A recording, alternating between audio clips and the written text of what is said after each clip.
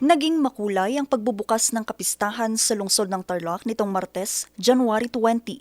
Pagdiriwang daw ito ng kultura, kasaysayan at pagkakaisa ng mga Tarlakenyo.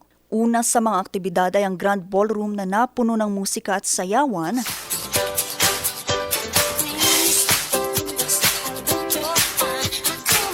na ginanap sa City Plazuela at sinundan naman ng Fiesta, Zumba Saya.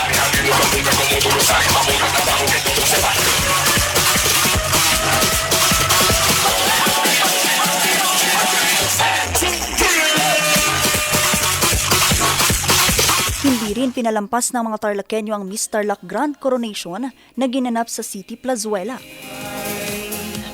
Sama-sama tayong mag-aalay. Your Miss Tarlac City 2026 is...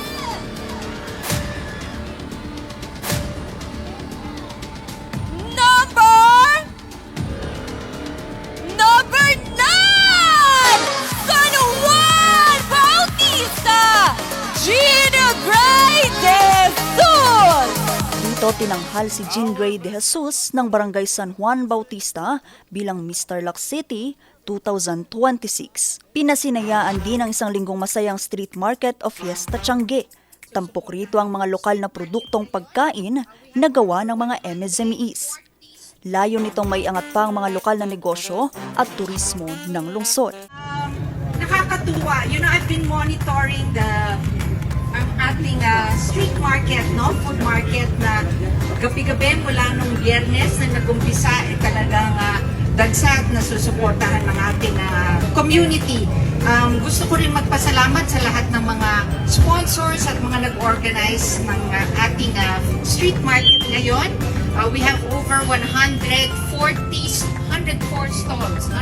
stalls. 90% yan ay pagkain. Talagang mahilig tayo kumain. Lasapin natin ang pagkaing Tarlac. Ang pista ay sumisimbolo ng pagkakakilanlan ng Tarlac at pagpupugay sa kanilang patron na si San Sebastian. Maliban dito, mayroon ding inihandang concert at parada para sa mga Tarlakenyos. Bukas ang kanilang masayang street market mula alas 5 ng umaga at magtatagal pa ito hanggang sa Linggo, January 25. Vanessa Bugtong, RNG News.